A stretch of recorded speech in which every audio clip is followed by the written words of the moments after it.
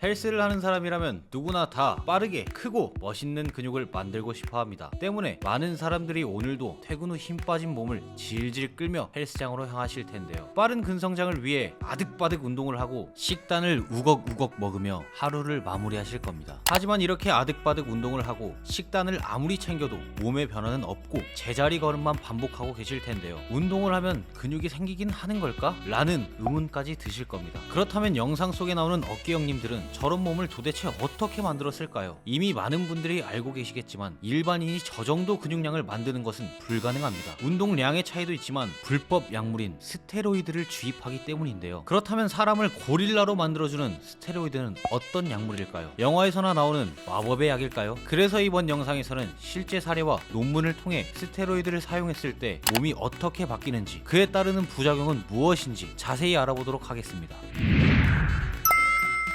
우선 스테로이드가 처음 발견된 계기부터 알아보도록 하겠습니다. 스테로이드의 역사는 19세기 말까지 거슬러 올라갑니다. 1849년 독일의 생리학자이자 동물 연구가였던 아르놀트 아돌프 베르톨트가 한 연구를 통해 스테로이드의 존재를 알게 되었는데요. 그 연구는 어린 수탉의 고환을 자르고 고환을 자르지 않은 수탉과 비교하며 관찰하는 연구였습니다. 연구 결과 고환을 잘라낸 수탉의 경우 닭 벼슬의 크기 등 수컷으로서의 특징이 감소했는데요. 이를 기반으로 여러 연구를 추가적으로 진행했고 그 과정 속에서 스테로이드를 발견했다고 합니다. 이후 스테로이드의 연구는 계속해서 진행되었고 1935년 마침내 스테로이드는 근육 생성에 지대한 영향을 끼친다는 사실이 밝혀졌습니다. 이에 스테로이드는 에이즈나 질병으로 인해 심각한 외상으로 골격근이 극도로 위축된 환자들의 근육량을 회복시키거나 테스토스테론 결핍 환자들에게 테스토스테론을 보충할 목적으로 개발되었다고 합니다. 하지만 현재는 운동 수행 능력 향상과 근육 비대의 목적으로 오남용되고 있는데요.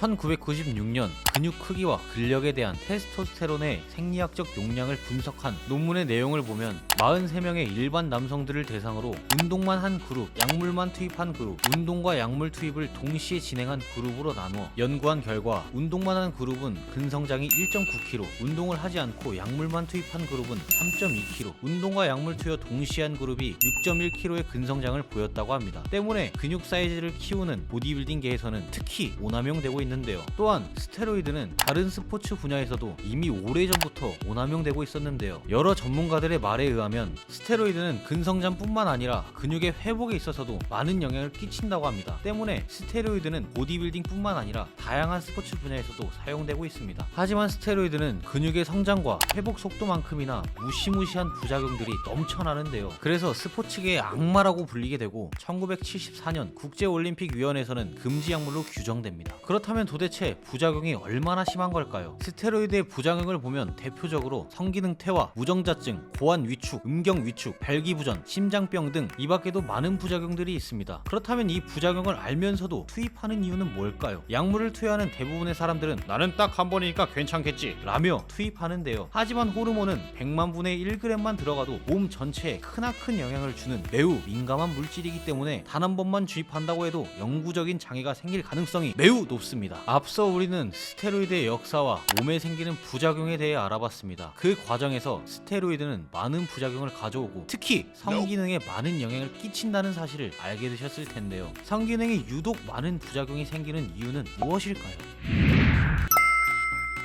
스테로이드가 성기능 장애를 만드는 이유는 바로 남성 호르몬인 테스토스테론 때문입니다. 테스토스테론은 남성 호르몬으로 외부에서 지속적인 주입을 하게 될 경우 우리 몸에서는 더 이상 남성 호르몬을 만들 이유가 사라지게 되고 이때 뇌는 열심히 남성 호르몬을 만들고 있던 고환에게 그만 만들라고 신호를 보내는데요. 졸지에백수가 된 고환은 점차 자신감을 잃고 기능을 상실하며 점점 쪼그라들어 땅콩만해지게 되죠. 그럼 어떻게 될까요? 앞으로 가는 남자가 되는 겁니다. 에이, 아무리 그래도 어떻게 달걀만 하던 고환이 메추리알도 아니고 땅콩만 해져? 싶으실 텐데요. 실제 사례를 봐보도록 하겠습니다. 오스트리아의 전설적인 보디빌더 안드레아스 민저는 체중이 110kg에 달하는 거구였습니다. 그는 데피니션 끝판왕으로 시합이 없는 비시즌기에도 5%대 미만의 체지방을 유지했는데요. 그는 그토록 원하던 몸을 소유하고 1996년 3월 14일 31세의 나이에 약물 부작용으로 인해 안타까운 죽음을 맞이하게 되었습니다. 안드레아스 민저는 1년 내내 각종 보디빌딩 대회 찬조 공연으로 일정이 가득 차 있었고 극강의 데피니션을 위해 엄청난 양의 약물을 쏟아부었다고 합니다. 그런 그의 신체 부검 결과를 보면 고환은 매우 비정상적으로 수축되어 있는 상태라고 나와 있습니다. 이처럼 약물 부작용으로 인해 앞으로 가는 남자가 되는 건 한순간인데요. 그럼 약을 쓰는데도 불구하고 아이를 낳는 선수들은 어떤 경우일까요? 영상 하나를 준비했습니다. 화면 속에 나오는 인물은 미국의 전 보디빌더이자 기업가인 리치 피아나입니다. 그는 10대 때부터 약물을 사용해왔다고 하는데요.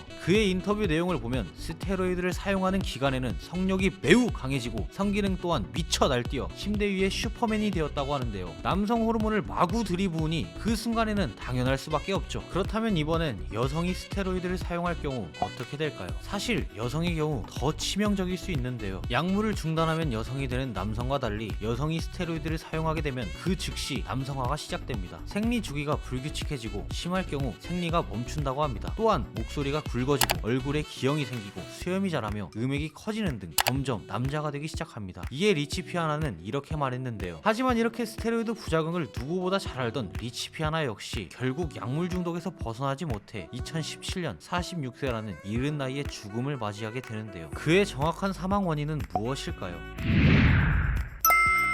리치 피아나는 미국의 전 보디빌더로 11살이라는 어린 나이부터 보디빌딩에 관심을 가졌고 15살 때부터 각종 대회에 출전하며 캘리포니아주의 이름을 떨치게 됩니다. 리치 피아나는 본인이 직접 말하길 10대부터 약물을 사용하기 시작했다고 합니다. 때문에 많은 부작용들을 겪었고 그 경험과 사례들을 바탕으로 약물 사용을 고민하던 사람들을 포함한 많은 이들에게 약물 사용의 위험성을 널리 알렸습니다. 하지만 정작 본인의 약물 중독은 끊지 못해 급성 심부전으로 사망하게 됩니다. 심부전은 심장 질환으로 심장의 구조적 또는 기능적 이상으로 인해 심장이 혈액을 받아들이는 충만 기능이나 짠에는 펌프 기능이 감소하여 신체 조직에 필요한 혈액을 제대로 공급하지 못해 발생하는 심장 질환으로 리치 피아나 또한 사망 당시 심장의 크기가 2배 이상 커져 혈액 공급이 어려워 사망하게 되었는데요. 그렇다면 약물 사용 시 심장이 비대해지는 이유는 무엇일까요? 앞서 말씀드린 것처럼 스테로이드는 인체 내의 모든 근육들과 기관들을 비대하게 만드는데요. 심장 또한 근육으로 이루어져 비대해지고 뻣뻣해지면서 혈액 공급이 제대로 이루어지지 못해 사망하게 됩니다. 또한 많은 보디빌더들이 복부팽만을 피하지 못하는 이유도 마찬가지인데요. 앞서 말씀드린 것처럼 인체 내의 모든 장기들이 부어 배가 볼록하게 튀어나오게 되는 것입니다. 추가적으로 스테로이드는 인체 내의 바이러스, 질병, 심지어는 암세포까지 키우게 되는데요. 앞서 언급했던 안드레아스 민저의 부검 내용과 현장 사진을 보면 안드레아스 민저의 간은 2.9kg로 정상적인 남성의 간보다 무거웠고 탁구공 크기의 종양이 존재한다고 나와 있습니다. 이처럼 스테로이드는 겉보기에 화려해 보일지 모르지만 속은 썩어 문드러지고 골병들게 하는 아주 위험한 약물입니다. 심지어 약물을 사용한 몸은 너무 과하지 않습니까? 이런 몸이 멋있는 거죠. 멋있지 않습니까? 제 몸입니다. 그리고 약물을 사용한다 해도 무조건 이런 몸이 되진 않습니다. 제 주변에도 약물을 사용하는 사람이 있는데요. 저 같으면 약 쓰고도 그 몸이면 안 쓸 것 같습니다. 맨날 감기나 걸리고 장점은 하나도 없고 단점만 너무 많지 않습니까?